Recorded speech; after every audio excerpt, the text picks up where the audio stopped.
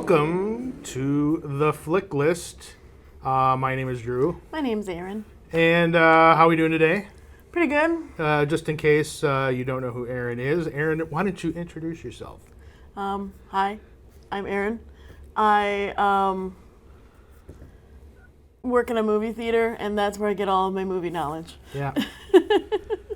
Well, I would assume you'd also get it from like streaming content and. Oh yeah, I maybe, watch a lot of movies. Yeah. I watch a lot of movies. Yeah, as do I. Stream things, watch things. I have a physical media collection. A little everything, really. So yeah. But anyway, are you feeling spooktacular today? Absolutely. Yeah. I wore my skeletons. Oh, right.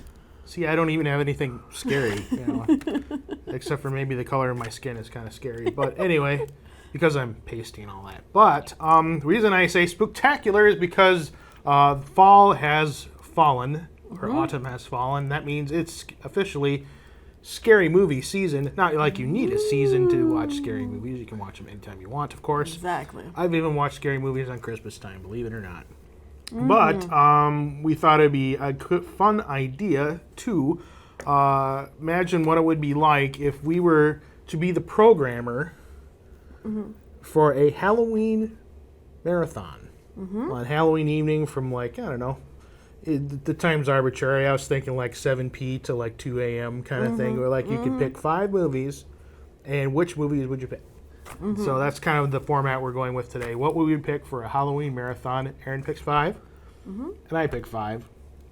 And so before we get going, I will preface this by saying there's so many movies I could have picked. So many movies. But the ones I did end up going with, they're not like the top of their subgenre, I guess. I didn't pick like the best vampire movie, the best zombie movie, the best serial killer movie. I didn't, because there's a lot of those kind of lists. I just kind of, a lot of ones were kind of on my mind at the time, and they just seem to kind of fit together. But I will say they're probably not the best movies, but I think they're kind of fun to watch anyway.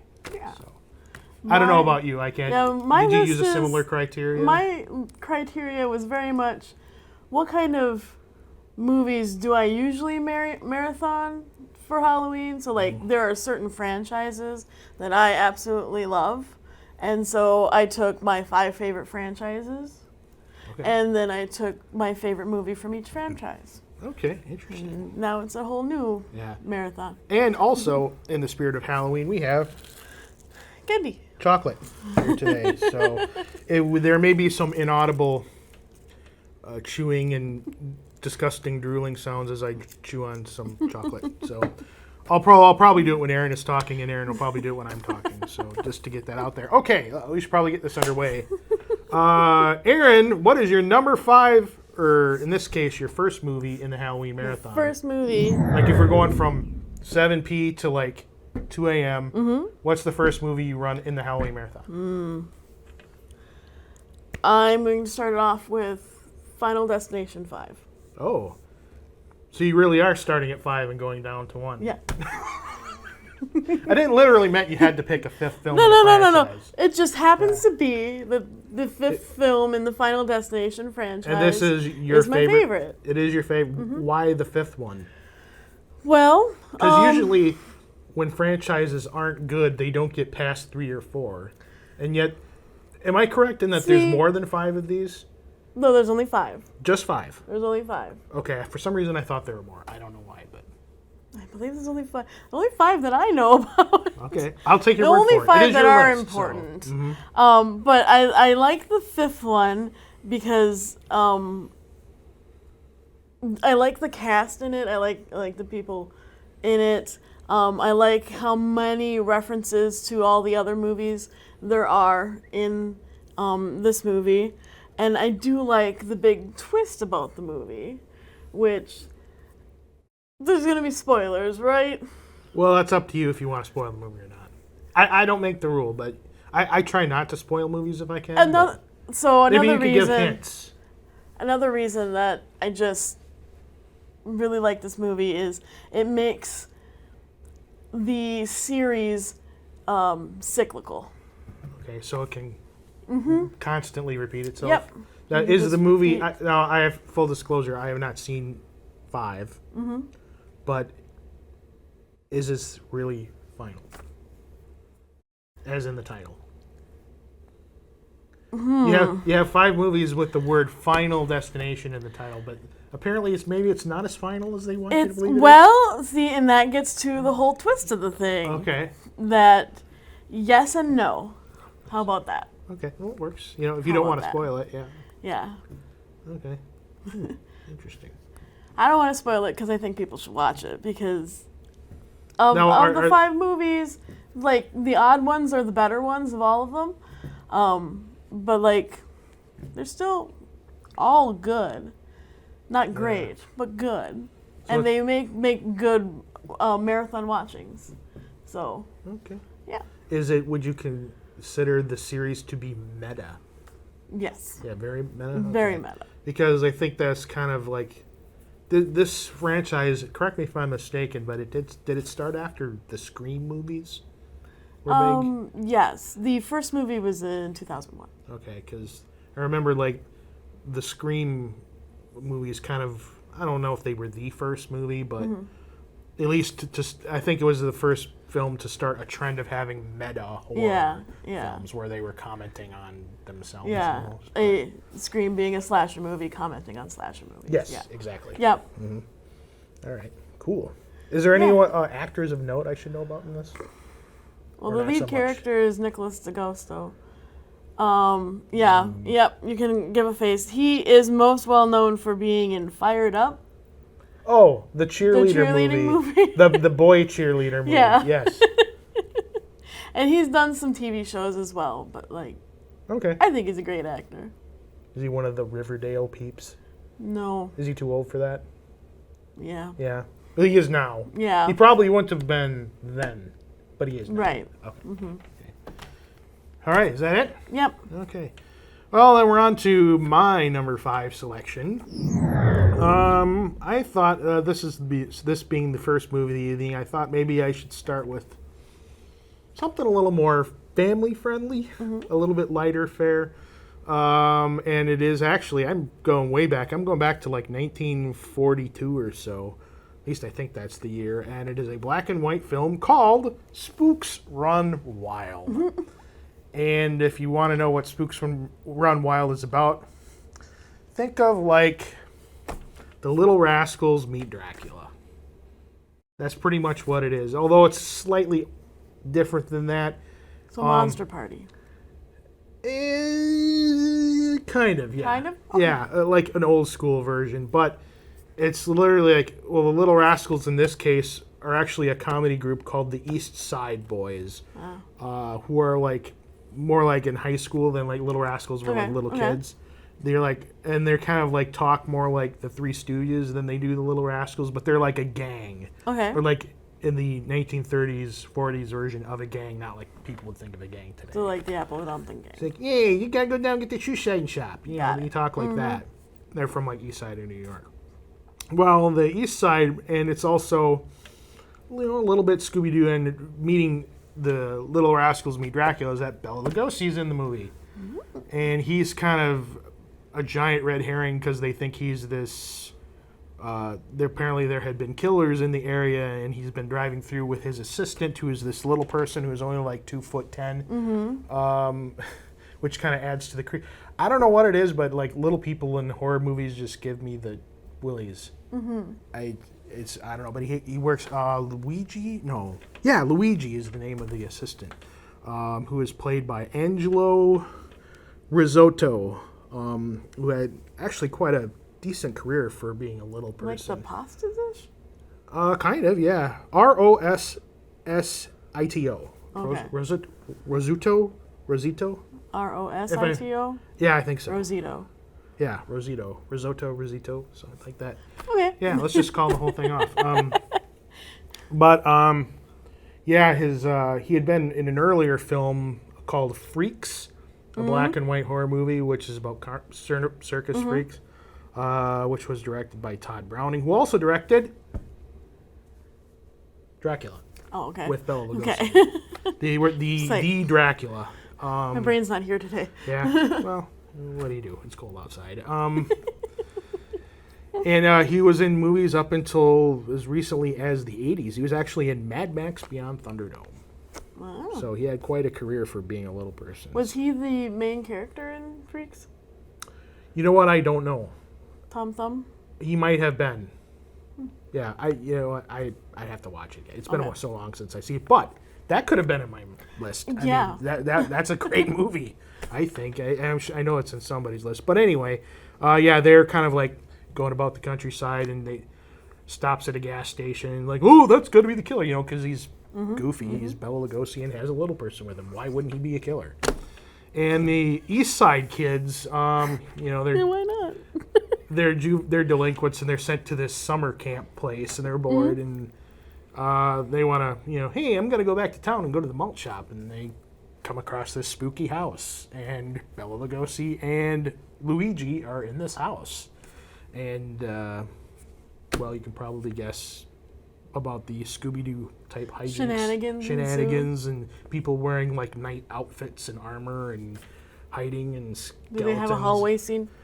There is a hallway. Nice. There is a hallway. So yeah, and there's a lot of red herrings and misunderstandings, kind of just to deceive you and that kind of thing. It's just kind of a lighthearted, goofy thing that anybody can watch. It's just kind of a fun. It's only like an hour and a few minutes long. It's not a long thing, so yeah, just kind of a fun little movie. Awesome. All right, are we on to the fours? Okay. On Now four. is the fourth pick the number 4 in a series? No. It is not. No. Okay. So my number 4 pick is Damien. Which Yeoman is 2. okay. You just couldn't make that the number 2 pick, could you? No. No. See, I had this problem with the 1982 show because my 2 pick was a 3rd in a series, and my number 1 pick was a 2 in the series. So I couldn't make that work either. So I should just keep my mouth shut and eat chocolate while Erin talks about her number 4 pick. Damien, the Omen 3. Damien. Or Omen 2, beg your Omen pardon. 2. I just really, I don't know why, but I find religious horror fascinating. It is very creepy. Fascinating and creepy. Because it's not. Just, There isn't supposed to be horror in religion. Exactly. Which makes it all the more skin crawly. Yeah. Or yeah. watching people get decapitated with planes of glass, as in the first. As in the film. first one. Now, the first one, I almost went with the first one. I miss you, David Warner. I almost went with the first one because it's too good. It is good. But yeah. I had to go with the second one but because... this is good, too. I wouldn't say it's as good as the first one, but it is definitely worth watching, for sure. I had to go with the second one because just to have the close to teenage child kind of actually know what's going on and know what's happening and realize He's that... self-aware.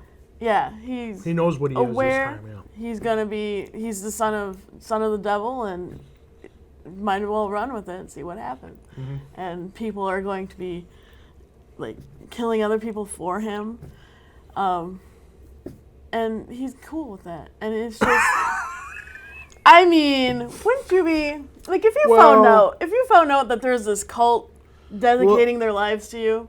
Well, if I knew I was the devil, no, I probably would. Because you're not supposed to care. Right. Because you are literally evil. Yeah, but he also does go through that of He does kind of like the opposite of Spider-Man, where like with great power comes great responsibility, except like with great evil comes great evilness. Yes. But he's still wrestling with, am I doing? Yeah, exactly. Should I be doing all this evil stuff? So he is like anti-Spider-Man in a way. If you know what I mean. Damien is anti-Spider-Man. Anti-Spider-Man, yep. And that's all you need to know. Sweet. You know that there were 4 movies? Technically 5 if you count the remake, but 4 in the original. The remake, it's dumb. I saw it though with Julia Stiles, and it was just no point to it. I mean, it was the exact same movie. It was very paint by numbers and not nearly as. That stupid jump scare still got me. Those dogs. Yeah. Stupid dogs.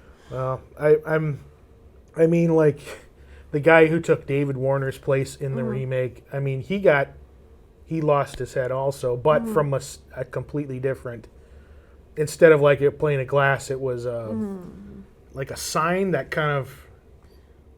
I forgot how it worked. They totally did a Final Destination on him. But it was like almost like a catapult where it swung around and like came from behind his head and hit him. Instead, I mean, David Warner losing his head in the original is probably one of my favorite physical makeup effects. Probably next to the scene from Scanners where the dude's head blows up is probably one of my favorite makeup effects ever. Just, I don't know why, but maybe it's the expression on like the head's face when he gets, it's just like, face is like, oh.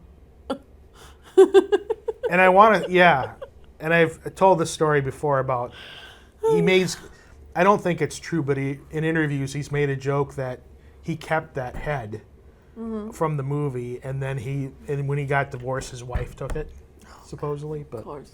anyway, Wife got the head in the divorce. yeah, and they're in the.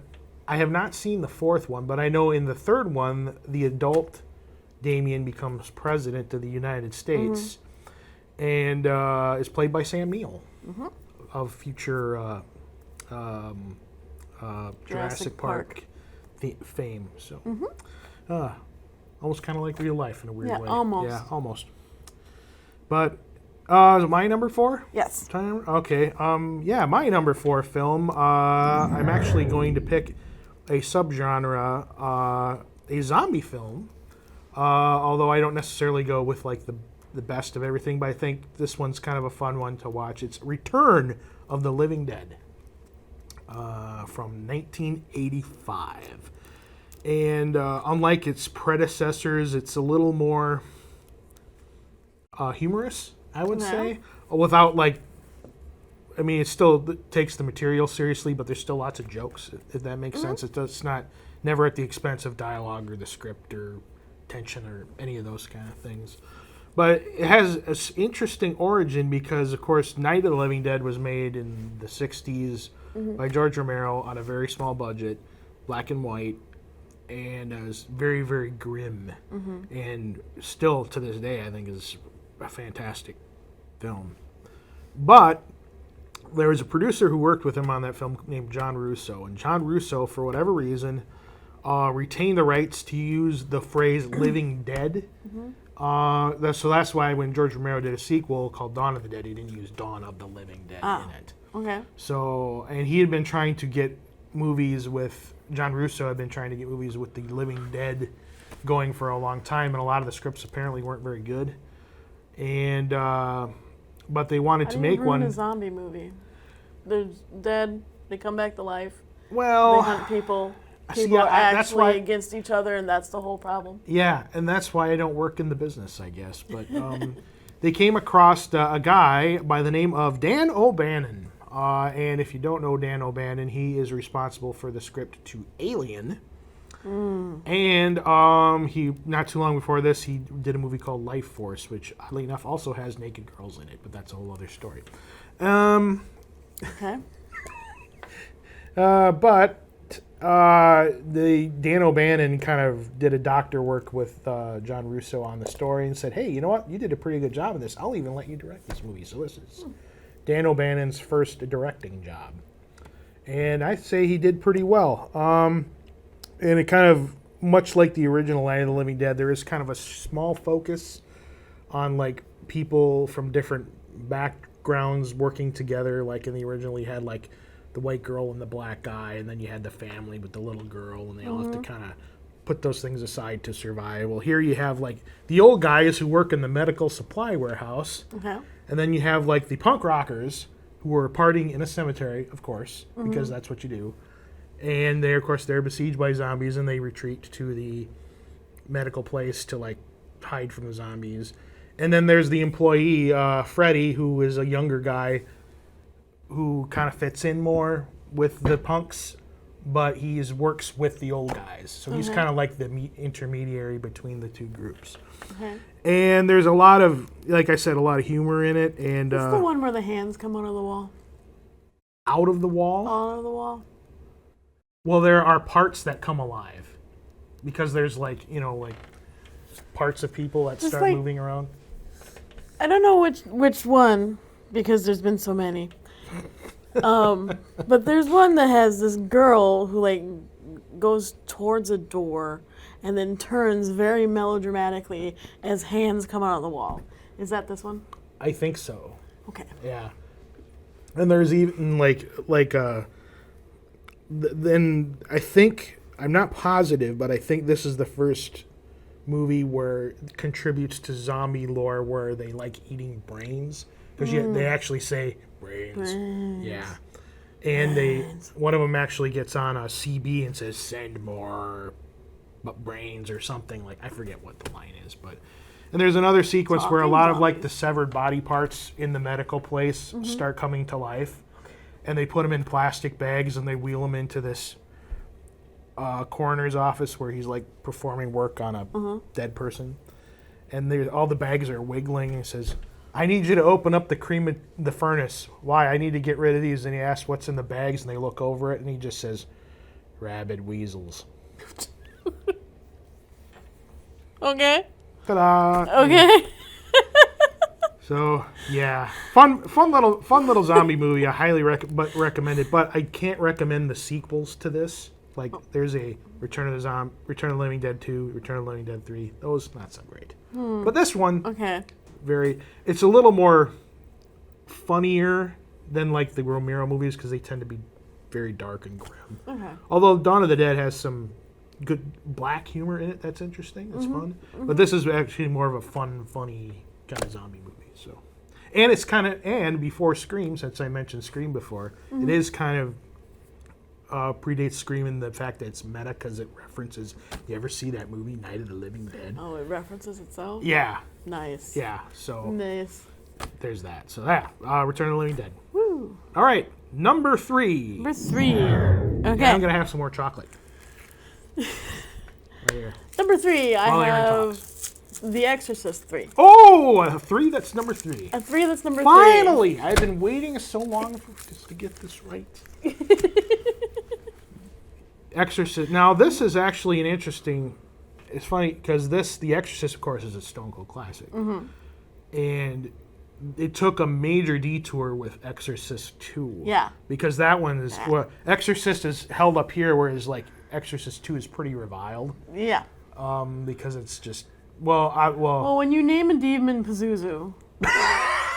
Exactly. I think my mom drove one of those. Wasn't there a pitch man on TV named Joe Isuzu? It was with the guy from like not the Golden Girls, but it was like a spin-off of the Golden Girls. Okay.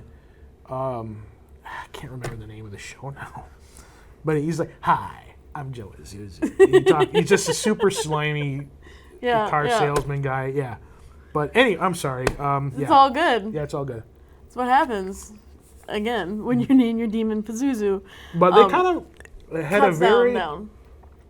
I don't want to say quiet rebound, but I mean, the third film is actually pretty well liked. I mean, it's well reviewed compared to 2. Yeah. So this easily could have gone off the rails and all the sequels would have just stunk. But they really they rebounded pretty well, I think. Correct me if I'm mistaken, but the writer of the novel, kind of like what Dan O'Bannon did with Return of the Living Dead, William Peter Blatty directed this. I believe so, yes. Yeah, so that probably gave it some major street cred. It's got... George C. Scott is in it. George C. Scott is in it. It has Chucky. The voice of Chucky, anyways, Brad Dourif. Oh, yeah! As he's been in tons of horror movies. Gemini Killer is what he's credited as. And it has the best jump scare I have ever seen that I actually like. I don't like jump scares, but this one is an excellent jump scare. It does everything it needs to do in it, and it just sticks with you. Wow. You're staring at a corridor for like way too long, and then there's a punch zoom and a statue just walks across the street. Like, me describing it doesn't sound like much. Watching it, you kind of have to see it. You're just kind of like, okay, because they're. Anyways. Now, does this in any way continue the story from the first 2 films, or is it more of a reboot kind of thing? Because it doesn't have any of the actors from the other movies. It does. It does. It has, and now I am like kicking myself because I can't remember his name. So the young priest from the first movie. Oh, So yeah, not I Father don't remember Marin, him. Father. I remember the old Other guy. priest was Ming the Merciless. Max von Sydow. Yeah. Yep. So in the first movie, the young priest takes the demon inside him and throws himself down the stairs. That's how it happens. And in this movie, he is in a asylum prison thing with a different personality. So he is actually the Gemini killer as well. Oh. So for the most of the movie, you see him as Brad Dourif, but occasionally the original actor from the first movie pops in and it connects all weird. It's a good movie. So it's basically it's trying to tiptoe around the fact the story from the second one and try to kind of go around to like the third one. It's like that one didn't happen. Yeah. It's like we'll just push that off to the side and get these people back. But yeah. Okay. Excellent movie. All right. Give me more religious horror movies. Yeah. And exorcism movies in general. I don't know why. I just really like them. Well, exorcism is kind of its own subgenre of horror, wouldn't you say? Oh, yeah. Because I know there's a lot of movies with exorcist or exorcism in the title, like Exorcism of Emily Rose and all these other things. There's a new one coming out this year, like next month, I think, maybe in a couple weeks, where it's about a nun. And, like, there's no exorcism movies about nuns because they don't allow nuns to join that part of the church or to go through the rites and all that stuff. But she's a special case. And I just find it weird because about 5-6 years ago I was working on that story with, like, the exact same plot. Oh, I was like, someone stole my idea. all right. Anything else? Nope, that's it. That's it. All Exorcist right. movies. That's Exorcist 3. All right. So I suppose it's time for my number Your 3 three. pick. I'm kind of going all over the place here. I'm going from the 1940s to the 1980s, and now I'm going to detour into the 1970s with a little film from horror legend, not Bela Lugosi. We already talked about him. This is Vincent Price. And the movie is called The Abominable Dr. Vibes. And I love the tagline from this movie because a year or so before this came out, there was a big movie called Love Story that came out from like 1970. And the tagline from Love Story was, "Love means never having to say you're sorry." Well, the promoters behind The Abominable Dr. Vibes got a hold of that, and if you can see on the poster right here, it says, "Love means never having to say you're ugly." So, yeah, I like that. When... Okay. See, I didn't really... When I was a kid, I really didn't know... I only knew Vincent Price for a couple things. Well, maybe 3 things. He had been a guest star on The Muppet Show. He played a Batman villain named Egghead. And he was a... he did a voiceover for a Michael Jackson song called Thriller. Yep. Or, not, I guess it's more of like a, what would you call it? Spoken word, soliloquy kind of thing if you want to get technical in the theater world. But, yeah, and then as I got older, I saw like all the different movies he had made. Like, man, he made some ghastly movies. Oh, yeah. That were just crazy, and I think this has got to be near the top of the list.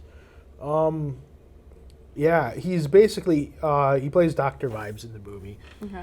And he's supposed to have been killed several years before this, but somehow he survived a car accident or something like that. And then there was his wife who needed some kind of surgery, and the doctors who worked on her botched the surgery or something went wrong. And so they don't know he's still alive, but he's basically taking revenge on all of the people who worked on his wife, the surgical team, basically. Was he supposed to do the surgery, and that's why it got botched?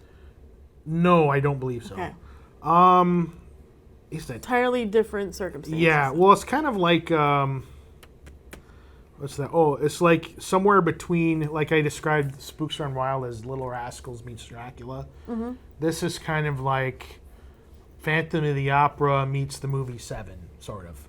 Only instead of like 7 deadly sins, he uses curses from the Bible to like knock off like all the different people. He like uses plagues like locusts and rats and bats and all this other stuff, and it's just very, very interesting. Yeah, and he because of the accident, he can't really speak, so he doesn't actually say. Put Vincent Price in a role that can't speak. Well, are you crazy? Let me finish. Okay, sorry. He can't physically speak, but he has to plug this almost like a stethoscope thing into his neck to talk. Almost kind of like when you hear like smokers who lose their voice box. So he has to plug this thing in to talk. Yeah. Okay. But anyway, he goes to off all of these people who worked on his wife, and there's this guy from Scotland Yard who's trying to. He's a little slow on the uptick, but he eventually figures out what all these people have in common and where he's from and why he's doing this and all that kind of thing. And he actually has the body of his wife, and he wants to like find some way to bring her back eventually. Oh, so she did not survive the botched surgery. No. Okay. But he wants to like do a Frankenstein kind of. Got it. And there's a lot meshing in he here. lives, okay. And this is where the Phantom of the Opera thing comes in. He lives in this mansion, and he's got he plays an organ because he's an organist. Okay. And he has like a wind-up. Monkey? Well, no, they're not monkeys, but they're like life-size animatronic band people who play drums and all this other stuff, and it plays pleasant-sounding music while all these horrible things are going on. Of course. Thing. Yeah, so very creepy, very unsettling, and it just kind of works. Okay. Yeah, it's a fun Interesting. movie. Don't know if that's streamable at the moment. It may be, but find it somewhere. Yeah, it is definitely if you've never seen it, it's definitely a fun watch. So, but not for the easily unsettled. Let's put it that way. I'm all for new Vincent Price movies. New to me Vincent Price movies. Yeah. Okay. Awesome. I have it on Blu-ray at home. So. Nice. Yeah. All right. Are we on to the twos? On to the twos. Ooh. Terrific. My second pick. Mm-hmm. Now that we are further into the evening. Yes. Are we getting gorier as we go on? Kind of. Kind of. Okay. So my second pick is Bride of Chucky. Speaking of Chucky. And franchises. Which is Child's Play number 4. It was the fourth one. Okay, yeah. Yeah. I thought it was the third one. Which also happened to be the first Chucky movie that I've seen. Wow, you have a thing for the seeing first things out of order. Yeah, I do. This happens to you a lot. This happens to me a lot. I mean, that's... A lot. When you make picks for this show, whether now or in the past, you say how you don't really see a lot of franchises in the order they're supposed to be seen. Yeah, no, and hardly ever do. Alien 3 comes to mind. It's a curse. It is. And I will stand by that Alien 3 is not entirely bad. Well, as some people may think. Anyway, we were talking about Bride of Chucky. Yeah, which is the fourth film. This is the fourth film, which introduces Tiffany, which is the best character. Now that's Jennifer Tilly. That is Jennifer Tilly. Yeah. And it's it becomes basic. It's Bride of Chucky. It's a play on Bride of Frankenstein, and she has found a way to bring back Chucky once again. After again, he's been resurrected so many times, but she figures that she knows how to put him or get him back into a human body, even though his actual human body is much decayed at this point, being like 15 years or so between first movie and this movie. Sure. It was a while. But they need a host body, and she's got the perfect host body in mind for Chucky to live in. But Did you say himbo? I did say himbo. The main guy in this movie is stupid but pretty. Oh. So, himbo. I was going to say mimbo, but... Mimbo? Yeah. He's a male bimbo. A mimbo. No, it's a himbo. Or a himbo. It's a himbo. Himbo works, too. Himbo is the correct term. Yeah, I did not coin the phrase. So. He is Fred from Scooby-Doo. Anyway, before she can enact her plan, Chucky kills her and resurrects her in the body of a doll. So now they both need to be put into new bodies, and chaos and hilarity ensues as they kidnap this couple who are in love at the start, this couple is, but through the course of events, because they don't realize that they are being controlled by dolls, they are like, oh my god, you're a serial killer, I hate you. No, you're a serial killer. You know, one of those things. And it's just so weird. I have to ask, because this has... So camp. I've seen, this is one of those movies where I think I've seen it, but I think I've only seen it in bits and pieces. Mm-hmm. And speaking of bits and pieces, you know, the dolls are, they're supposed to be like a couple. Mm-hmm. And then there's a scene in Team America where there are puppets and they are doing inappropriate things. They're dancing. Are the dolls in Bride of Chucky anatomically correct or no? Yeah. They don't show it, but they do discuss it. It's implied. It is implied. Okay. I'll take that as yes. They get married and they're at Niagara Falls, or they're at a honeymoon hotel, and before, like, they kill a couple together. It's very romantic. And they decide to be intimate with each other at that point in time, and it's funny. And that's how the fifth movie comes along that we don't talk about. And that was that Seed of Chucky? That's Seed of Chucky. Okay. Yeah. See, I know some of these titles. I just haven't seen all of them. But, Apparently, Seed of Chucky may actually come into play in the second season of the TV show. Oh, yeah. I forgot there is a TV show that has a second season coming out. Wow. I'm pumped. Awesome. Child's Play is one of my favorite series. Okay. I don't know why. It just is. Interesting. Anyways, your number 2 pick. My number 2 pick is, I wasn't sure where to put this on this list because it has to do a little bit with comic books, but it's more graphic. So I decided to bump it up to number 2. But it is the love child of both Stephen King and George Romero. It is called Creepshow. Ooh. And it's basically just a love letter to old school horror comics that were... For a long time, you didn't really see them because... Excuse me. There was this goes for superhero comics or just comics in general. But back in the 50s or early 60s, there was this big congressional hearing. It wasn't quite as big as the communist thing, but there's this child psychology, because they're always looking for scapegoats for stuff, whether it's rock and roll or video games. This makes never kids... the parents. Yeah, it's never the parents' fault, of course. Well, back then, they were blaming comic books. Right. And so this professor guy named Frederick Wortham, he wrote this book called Seduction of the Innocent. And because of that, the head of EC Comics, who was William Gaines, which also published Mad Magazine, had to go in front of Congress and give all this testimony and all this junk.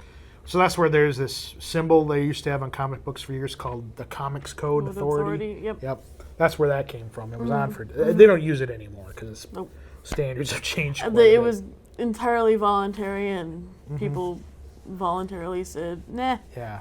But it was because of that killed horror comics for a long time. And so George and Steve were like, hey, let's make a movie about horror comics. And another unique thing about this film is that it's an anthology film because you don't really see those anymore. And this was around the time, I think, that when the Twilight Zone movie came out, which was... If you had never seen any Twilight Zone before, you'd probably think the movie was pretty good. Yeah. But they were just kind of like a little bit higher budget remakes of stuff from the TV show. They really weren't anything mind-blowing. But yeah, this has, it's a vignette kind of thing, and they're connected because they're all stories in a comic book, and they're owned by this kid. And of course the kid's like, and the dad's also trying to confiscate the comics. What are you reading this junk for? Blah, blah, blah. Of course, after he confiscates the comics, what does he do? He goes in the living room, drinks a beer. So, played by Tom Atkins, who I will talk about later. The stories, there's 5 stories in here. One of them has to do, it's kind of like a warning about elder abuse, because they're these sycophants who want to, the dad's, he's on his way out. And they kind of want their money and all this other stuff. And it's the dad's birthday, and all he wants is a cake. And what happens? Does he get his cake or not? Well, I don't want to spoil how that story ends, so you have to watch it. But it's very good. That might be my favorite story in the whole movie. There's another weird one about revenge, which involves Leslie Nielsen and a pre-Cheers Ted Danson, which is really interesting.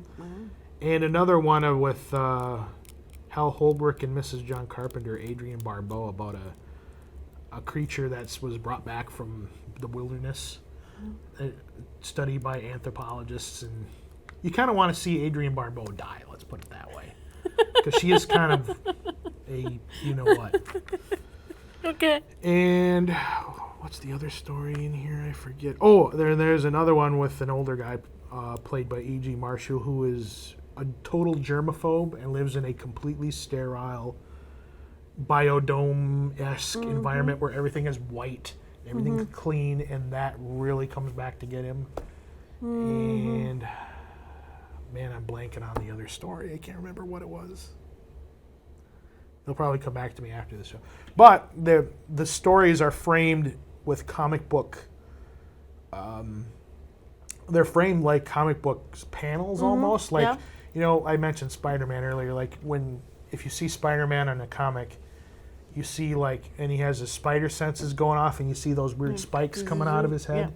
Well, they kind of do something similar to this, where when Adrienne Barbeau screams, "Ah!" and then behind her, there's the weird light and these, you can literally see the projection of the scream on the background, and there's framed comic panels, and then later that day, and then they have the box that says those kind of things.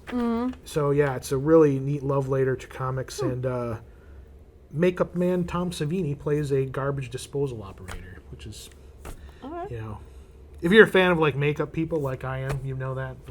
It's just fun movie. Oh, and I almost forgot, Stephen King is in the movie. That's the story I'm missing.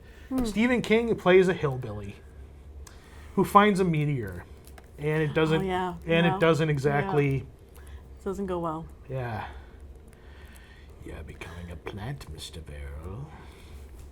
Do any movies that have things finding a meteor ever end well?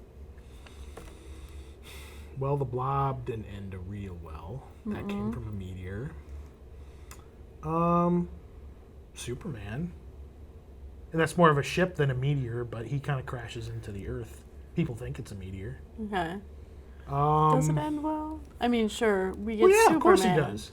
We get Superman, but also he tends to bring problems with him. The War of the Worlds, they arrived in a meteor. The ships did, I think.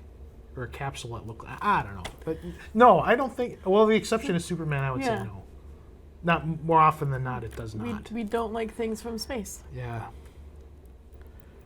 And I wish I could repeat Stephen King's line on this, but this is a family show. So. Yeah, Creepshow. That's my number 2 pick. Okay. And I am out of chocolate, so I can't eat while you're talking about your number 1. So. But anyway, it's time for Erin's number 1 film. My number 1 film. It's the middle of the night. Best time to watch this movie. My number 1 movie is Saw.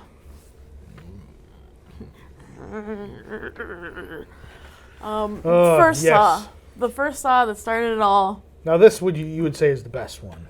Yeah.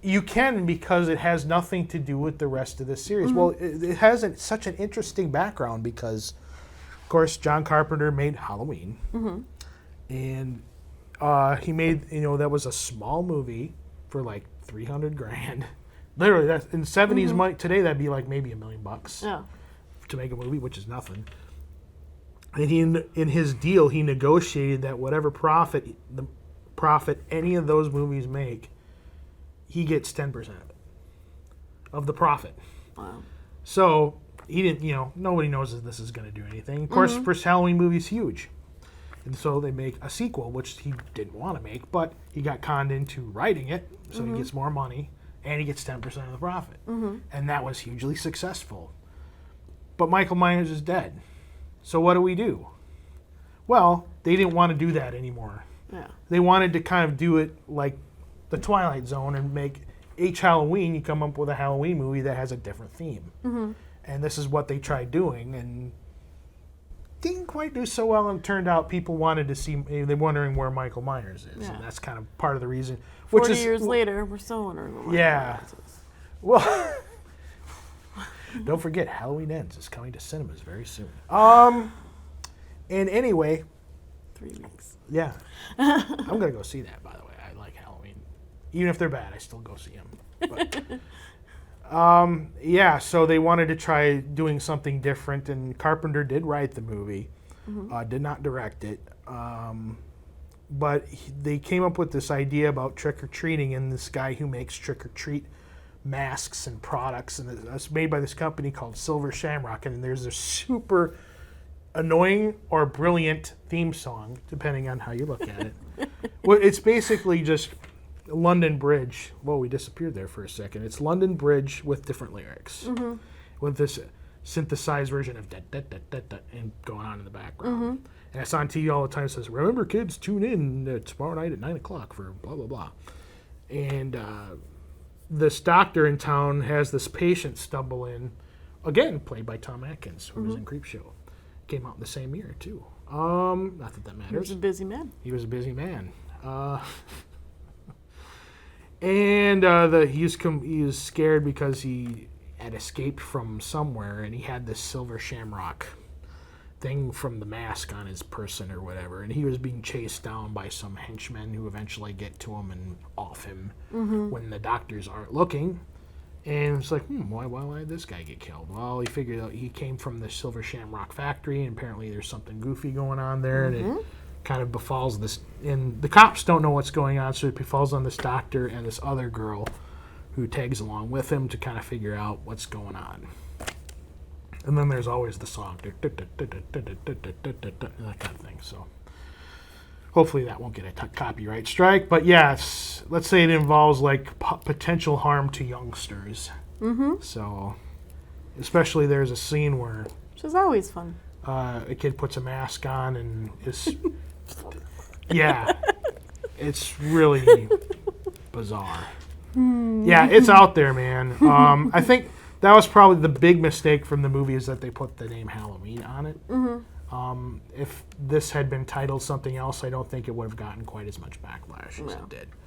But hey, they tried something different, didn't quite work, but it has become, it's gotten a reappreciation in recent years, so it's kind of, the reputation has improved considerably, I would say. So yeah. Does this movie have anybody from the original Halloween in it? Only if you count the TV at the bar. Okay. Because Tom Atkins is actually having a drink at a bar, and the TV says, tomorrow night, watch Halloween. So yes. Got it. So I don't know if you would consider that meta. Because it's not supposed to be the same. See, all of the Halloween movies kind of swim together in my head for some reason. Yeah. I don't know. Yeah. But all I can picture is Loomis screaming out Sam Wayne, and I'm just like, that's not how you pronounce that word. Yeah. Yeah. I shot him 6 times. Yeah. That's another thing. Donald Pleasance isn't in this one, which kind of is, oh well. It's a big loss. It's like the further adventures of Dr. Sam Loomis without Michael Myers. Now that would have been interesting. Oh, yeah. But I don't know. Maybe he wanted too much money. But, That happens.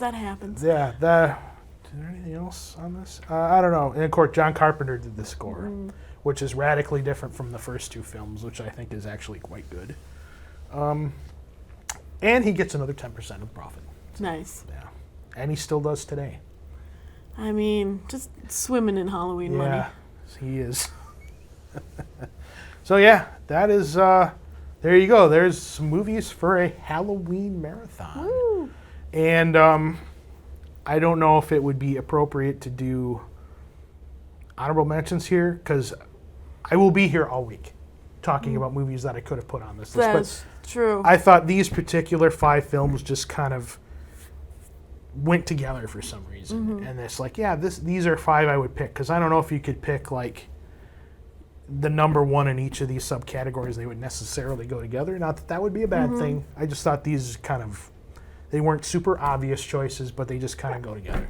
Yeah. That was kind of my way of thinking about the whole thing. So. Sounds good. Okay. Any other parting words? There are many series I have not watched. We ate all our chocolate. Well, he did. I still haven't eaten. Oh, she didn't eat her chocolate. See, you're supposed to eat that when I was talking. No. I ate all it's these while you were rude. talking. Well, that's why I bought it. But anyway. Well, I guess that wraps up this edition of the Flick List. Hopefully you have a happy Halloween and you're enjoying a Halloween marathon this year of some sorts. Until next time, I'm Drew. I'm Erin. And finally, she's eating the chocolate. Yeah. See you later.